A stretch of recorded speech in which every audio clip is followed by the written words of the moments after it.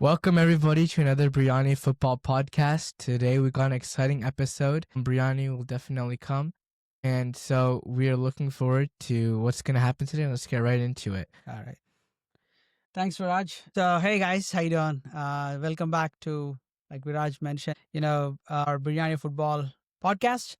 Uh, this week, we are mixing it up. We are trying different things until we stabilize. So this week, Biryani will come, like Viraj said, a little later time. Maybe this podcast is probably like all football, but trust me, we'll keep you engaged and we'll give our unique insights from week 3 from what we have seen.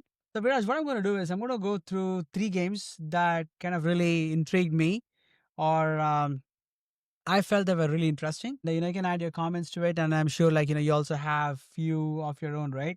Yep. All right. So, the first one obviously was Eagles Rams. It was very entertaining. I did not see that coming.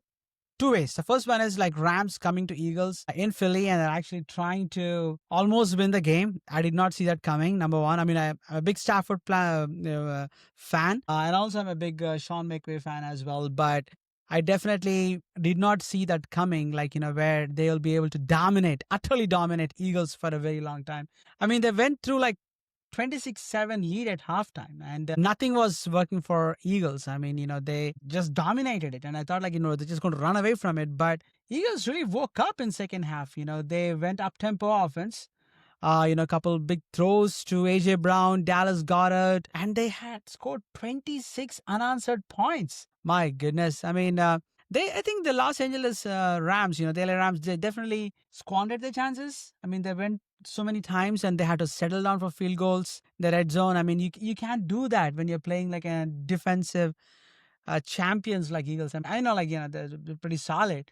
And you have to see that you can get more than just a field goal if you want to really utterly dominate them. And the hero, man, Jordan Davis, crazy. The defensive tackle made multiple momentum swinging plays. I mean, chasing Stafford, stuffing Kyron Williams on 4th and 1, and finally blocking the field goal and returning it for a touchdown. That's crazy. That is crazy. And historical note, the 19-point rally was Eagles' largest comeback win since the famous Miracle at the Meadows #2 in 2010. You were just born in 2010, so probably you didn't see it. But that was a game the Giants fans do not want to watch it because Deshaun Jackson just broke their back. I still remember it like as it was yesterday. Coughlin going crazy at the punter, and the punter was trying so hard. Did you see those highlights or something? I saw it, yeah. He was trying so hard to hit away from Deshaun Jackson, but somehow. Anyways, I digress. Great game. Happy for Eagles fans. The next day I was in a at a meeting and I saw a bunch of people wearing Eagles jerseys and t-shirts. So it was awesome. I'm happy for Eagles. And at the end of the day, defense wins championship. That's what they say, right? So great game. Any thoughts? Yeah, I thought the Rams, honestly, I think the Rams are a better team overall this year. Maybe not offensive as good as the Eagles, but I think they're a more well-rounded team than the Eagles. I think they just got a little bit too conservative in the second half, and they were doing fine in the third half. They scored a touchdown and got the 19-point lead, but then in the fourth quarter they just stopped playing how they were playing, like that firepower and just go get it attitude. They just were very laid back, and ultimately that's what led to their demise. I think AJ Brown had a good comeback game, especially if you had him in fantasy. He did not reading books anymore. Yeah, and especially if you had him in the fantasy for the last 2 weeks, you might have considered dropping him, but now he's performing up to standard, and it's good. The Eagles definitely could not get the run game up, which is one thing the Rams really did good. They were able to contain their run game, which is one of the most important parts, if not the most important part about the Eagles. Right. And so they're able to contain that. Yeah. And I think that was a very important thing that the Rams did, but I think they might have emphasized the run game a little bit too much especially in the fourth quarter, and then they just they let a lot of yards just fly by because they forgot that Jalen Hurts is also a quarterback. And so, yeah, they definitely need to improve on some stuff in terms of strategies and coaching-wise. But I think the Rams should have won that game. I think blocking field goals obviously takes skill, but I would say it's 80% luck. So it could really happen to anyone. Yeah. Yeah, I mean, it's a hit or miss. I've seen like so many times when you're trying to block the field goal, you actually like leverage. We talked about it last week as well. Use somebody as a leverage and jump and try to hit, block the field goal. So sometimes it's a hit or miss, but, happy for Eagles fans, I guess. They're able to, pull one off and not only just block the field goal, but actually like taking it to the touchdown on the Yeah. other side. That's whoever were I guess, like, I mean, does it count as a special teams touchdown or a defensive touchdown? I think If it's a Jordan defense. Davis, I think it's a defense. you are having Eagles as a defense, in your fantasy, that's good 6 points right there. It's great. All right, the second game that we'd like to talk about is the Steelers and Patriots. Again, like, even though we are Steelers fans, I did not see Steelers winning this, going up to the New England and actually beating the Patriots. I did not see that coming because I'm a big believer of Mike Rabel. I believe, like, he actually like brings his team pretty prepared. Our offense was sputtering. It's not great. And I mean, there are multiple ways to see it, right? Steelers, they're still trying to gel with a new quarterback. And obviously, like, Aaron Rodgers is also trying to understand Arthur Smith's scheme, and it might take a few weeks. And it can go either way. You never know. That's a different story. So I didn't really have much, high hopes on Steelers winning, but my goodness, defense came to play. 5 turnovers, 5 sacks, and a late fourth down stop to seal the win. That was amazing. Cam Hayward, he was pivotal with a tipped pass interception in the end zone and a strip of Ramondre Stevenson at the goal line. Jabril Peppers also forced a fumble against his former team. And Patriots, they committed 5 turnovers. That's crazy, including 2 fumbles inside Steelers' 2-yard line. And Drake May lost a fumble and threw a pick while Stevenson fumbled twice. We talked about that. So costly red zone failures. They just could not convert any red zone trips. It's not a good sign for Patriots. They definitely need to fix those issues. But on the other side, though, I mean, 5 turnovers, you would have probably at least thought that, Steelers would score at least 30 points. I mean, 5 times 6, 30 at least, right? Or 15 extra points or something like that.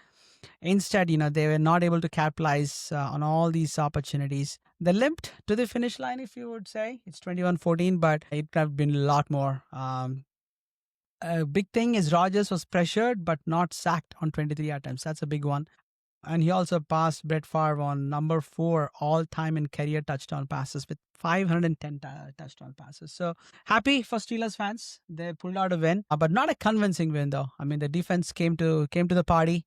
I wish offense, really took advantage and played well to have more of a convincing win. But hey, we'll take it. Win is a win, right? So, Viraj, you have any thoughts? Yeah, I mean, I thought the Steelers were going to lose, honestly, going into this game. The Patriots had a pretty good defense, and their defense played well. I just think that the Steelers didn't win this game so much as the Patriots lost the game. Okay. They just kept shooting themselves in the foot, and the defense kept coming big, making good plays, especially with that one interception that they got on Aaron Rodgers, and they made it pretty, I think it was within like the 15-yard line or something, and they were like right there, and then they couldn't get it. So I think that's something that the Patriots definitely need to improve on, just holding the ball, because fumbles are usually not on the defense, it's mostly the offense. Yeah. They got to just be able to hold the ball a little bit tighter. I remember like right as Ramondre Stevenson is about to cross that end zone, he just let it go, and so, you can't do that. And yeah, I think that the Patriots are a good team. Mike Vrabel, I think his coaching role was just trying to like, come on guys, we got this. But ultimately, they didn't have it in them. They were so close in that last drive too. But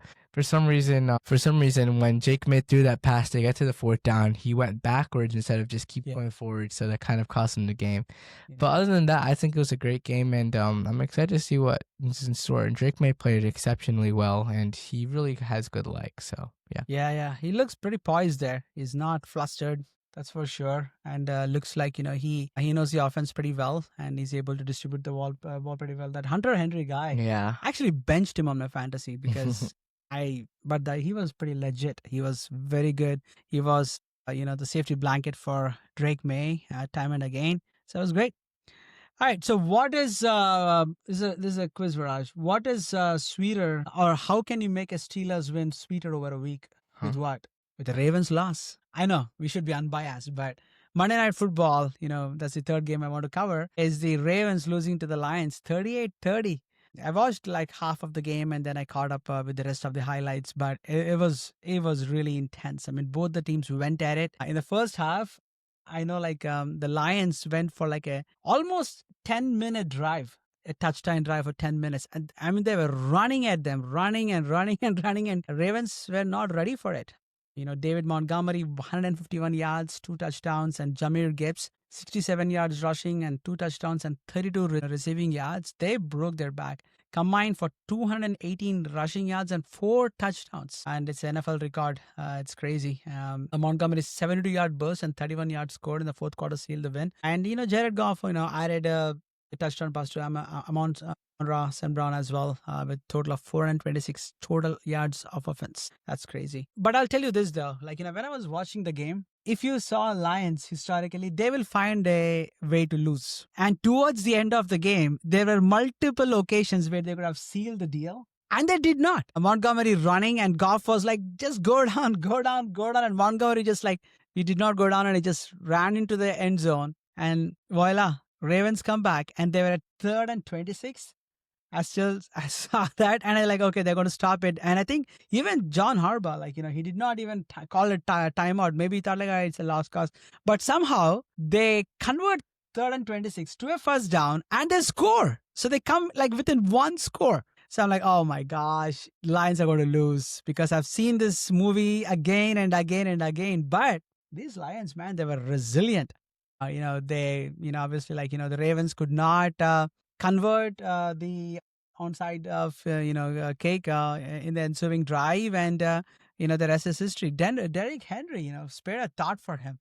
3 fumbles in 3 games. That's crazy. And he like, he never, I mean, he's a beast, right? I mean, he holds the ball tight, but somehow Hutchinson was able to punch the ball out, and that was a turning point because it was like right on the other side, very close to the the red zone of the Ravens. So it was pretty good. So I guess like, Derrick Henry will be like, holding the ball pretty tightly in the coming.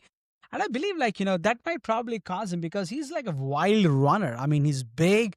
He invites the tackles. He runs through people. But I think he's going to be more conscious about ball safety now. So that's thing. The one last thing I'll add towards this is like, the Ravens defense could not sack Goff all night long. And, Goff was able to distribute the ball. I mean, the 4th and 2 catch to St. Brown was amazing. I mean, nobody saw that coming. They thought like, they're going to just bluff the Ravens with the 4th and 2 and see like if they'll jump off sides. But he actually threw the ball and he threw the ball pretty sweet right in that pressure movement. Obviously that really helped them out.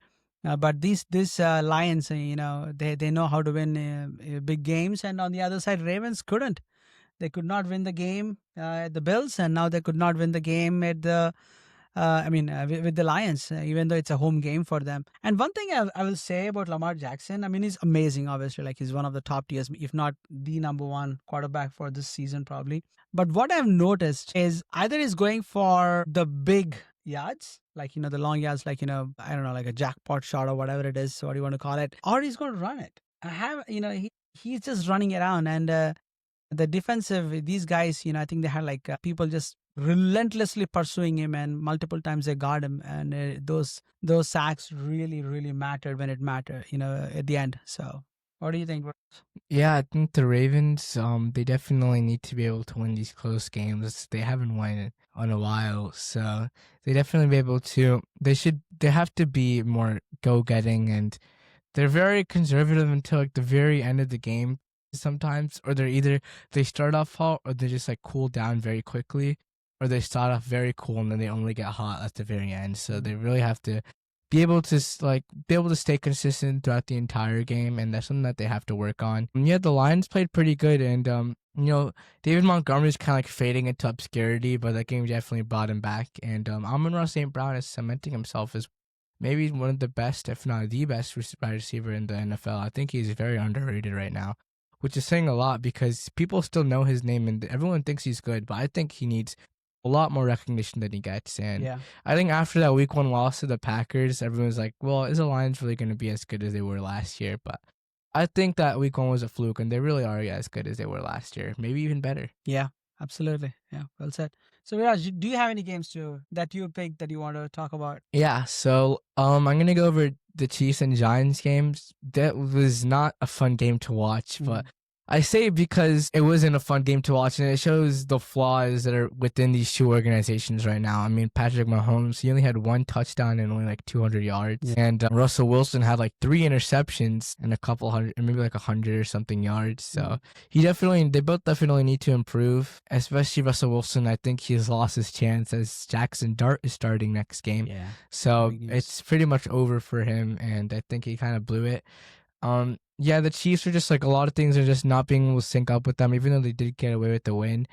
It doesn't. I wouldn't really say it counts because they were struggling a lot in the first half against the Giants, Yeah.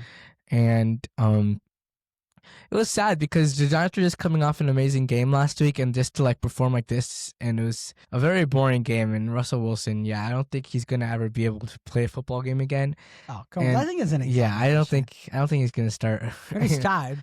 I think he's gonna start a football game again. Yeah. So the Chiefs and Giants, even Travis Kelce and Andy Reid have just been yelling at each other for the last couple of weeks, and they obviously disagree over something. So there's a lot of stuff that they need to fix within each organization. And so I think when David Worthy comes back, though, it'll definitely be a lot better for the Chiefs. And yeah, I think that hopefully the Chiefs will be back in shape. They're 1-2 right now, but so are the Ravens. And the Ravens, they're still the second highest odds to win the Super Bowl this year. So Oh, really? yeah. Oh, wow. So you can't really tell. It's only week 3, but maybe the Chiefs will eventually find their footing and get back on pace. They never really start off seasons good when they win the Super Bowl, so you can't really say much until the playoffs come around. If they make the playoffs, because right now they're barely third. They might slip to fourth soon if the Raiders win and then the Chiefs lose. They might slip down to fourth. So that'll be very. I think when I saw the games, I mean, it was a 0-2 games, two teams who had 0-2 as a record coming into this game. One thing about Russell Wilson, very similar to Lamar Jackson, he has a deep ball and that's it. Yeah. He cannot see the center field. He cannot throw the ball efficiently. And I think that's what Chiefs kind of noticed and they shut it down on the deep ball. That's it. Malik Neighbors barely had any yards Yeah. that game, and like he just only looks for like those deep targets, and then once he doesn't find, he just has no idea because he can't even run the ball anymore. Exactly. And the other thing I'll also say real quick about that is I think Noah Gray probably will take over for Travis Kelce because he's pretty good. I mean, he's a very talented tight end, and I saw a couple of targets going through that way. I think Kelce needs to kind of start gracefully fading out. I don't think he can't pick fights with Reed and make it more drama, as if there's not enough drama, especially with the Chiefs, if you know what I mean.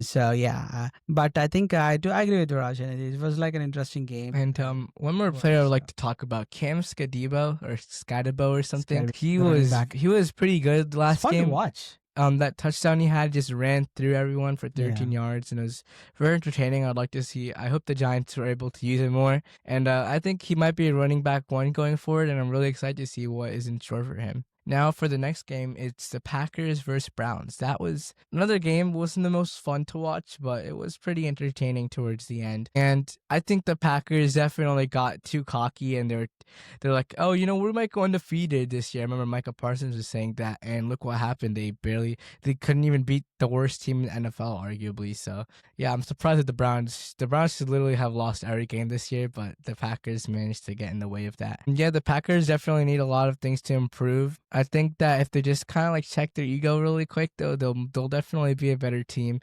But the Browns defense played really good. They got 5 sacks on Jordan Love, and they're playing pretty good this week. I remember there's this clip of Myles Garrett. He was chasing.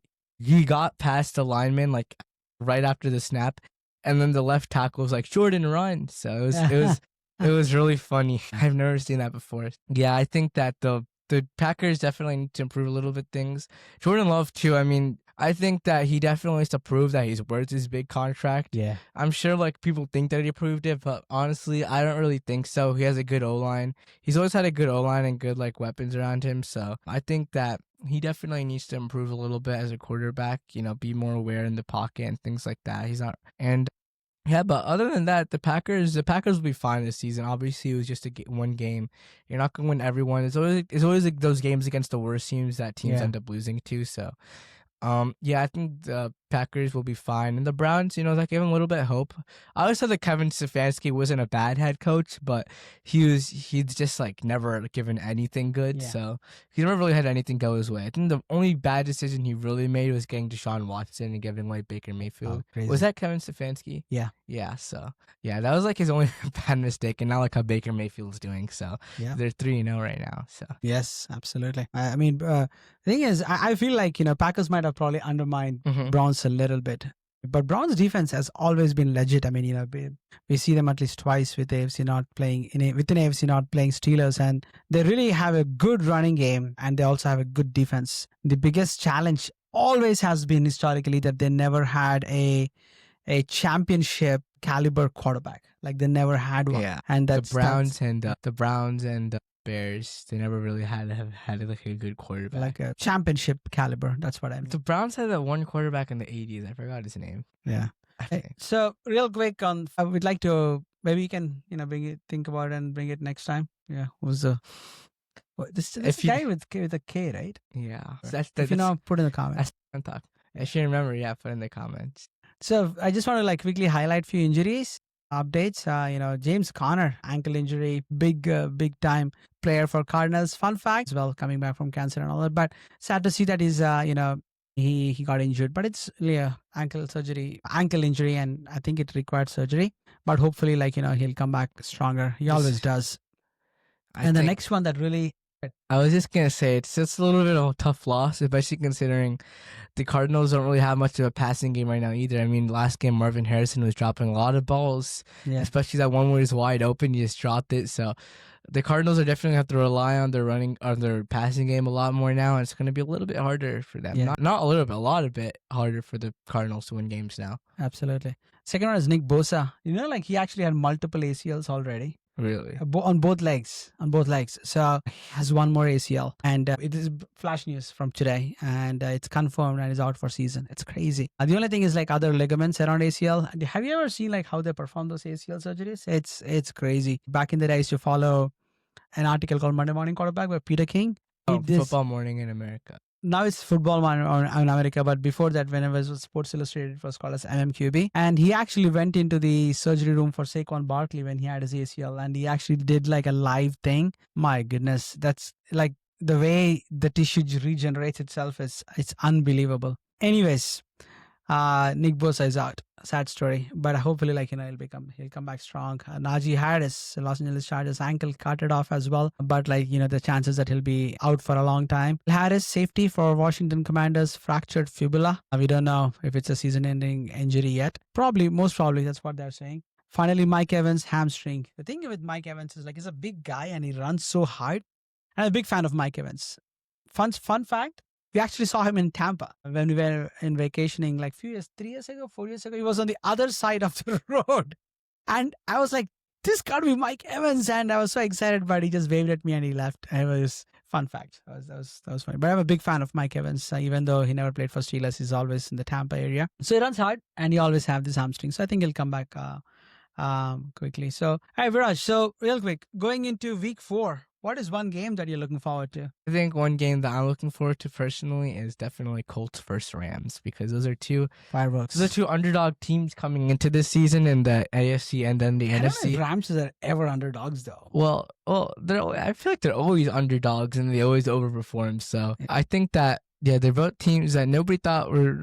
People had expectations for the Rams, but they didn't expect them to play almost beating the Eagles. They should have beat the Eagles, but yeah, they definitely are playing good ball, and they're always teams that go under the radar a little bit. So I'm really excited to see how the Rams and the Colts play. I think it's going to be an amazing game. They've both got well-rounded teams. They got a good offense, good defense. Daniel Jones, obviously, he's playing amazing right now, and so I'm really happy to see Daniel Jones play good, and I'm excited to see how the Rams are going to play against him. And so yeah, I think it's cool. I think Shane Steichen is doing a good job. There's a little bit concerns about Shane Steichen going into the season, definitely, but I think now he's kind of proven himself. And then yeah, I think he's made the Colts a deadly team to be beat in the AFC. Yeah, I mean, I'm looking at the spread. It's 3.5. That means it can go either way. So that's Mhm. going to be a good game. Fireworks, a lot of fireworks. That's how I would see it. And it's in Los Angeles too. So we'll see what happens. The game that I'm looking forward to is Packers versus Cowboys, and Packers are heavily favored. It's the Parsons revenge game as Yeah. it goes back to Dallas, and it should be a fun game to watch because I'm sure Cowboys are extra motivated to prove Parsons wrong. And also probably the offense is also the O line is we gotta help out Dak, give enough time to throw the ball or do whatever, before uh, Parsons comes around and gets him. So that's going to be interesting to watch. Uh, you know, uh, CD Lamb, without CD Lamb and O-line Tyler Booker, I think that's going to be interesting. CD Lamb somehow makes amazing catches. Maybe this is a game for George Pickens to shine. Maybe, right? I mean, that guy is pretty, is really good as well. So maybe it's a good opportunity for you to step up and play the games if CD Lamb is out. I think Dak Prescott at the end will need to lean more on the run game and quick throws to avoid Green Bay's pass rush because that's relentless. Pass rush is relentless. So we'll see. We'll see. I think it's going to be a good game as well. Is it a Sunday night game or I think 4 o'clock game? I think so. I think it is a Sunday night Yeah. game. And also I'm just gonna add that the Cowboys are coming off. They're both coming off losses to really bad teams, which Yeah. is kind of funny. The Cowboys lost to the Bears, and then the Packers lost to the Browns. So I think it's gonna be a very interesting game. Obviously, personally, I'm gonna say that the Cowboys are gonna destroy the pack. Not destroy. They're gonna get destroyed by the Packers. They're not gonna be able. That's what I'm thinking too. They're not going to be able to stand against. Maybe their offense might be able to do fine against the defense, but there's no way that their defense will do good against the Cowboys' offense, especially considering the Cowboys got one of the Packers got one of the best run games in the entire league. So yeah, there's definitely a lot that the Cowboys need to prepare for this week. And Yeah. I think it's gonna be an interesting game. Obviously, maybe not in terms of what the score is gonna be, but it's gonna be an interesting game seeing how Micah Parsons' reaction is to the coming back to Dallas after a while. Yeah, absolutely. It's a Sunday night football. It's going to be fun to watch. I mean the Bears, right? I mean, I heard Caleb Williams played really well. Mm-hmm. And Vikings, my neighbor is a Vikings fan, and he was wearing his hat, and we had a good chat, and he was pretty excited how they win. And actually, Vikings will be playing Steelers in Ireland this Sunday, so that's going to be fun to watch. Again, one last thing, I know, special teams made a big difference, either getting blocked or kicking the walk-off, field goals. Something somehow this week, kind of that pattern emerged as well. A lot of upsets, a lot of fun games week 3. Hopefully you guys get to enjoy week 4, and leave in the comments if you have any feedback for us or if you want us to cover anything else. And the Biryani episode will be coming separately this week, and we'll be recording it separately. We will be having its own thing. Maybe we'll do a whole episode of just reviewing a biryani. So we got to figure that out. But once again, thanks for tuning in. Please share. If you like our podcast, please share. If you have any feedback for us, feel free to leave in the comment section, and we'll read through it and make sure that we improve our podcast in any area that we can. And enjoy Sunday games in week 4, and talk to you guys soon. Bye. Bye. Thank you. Have a good one, everybody.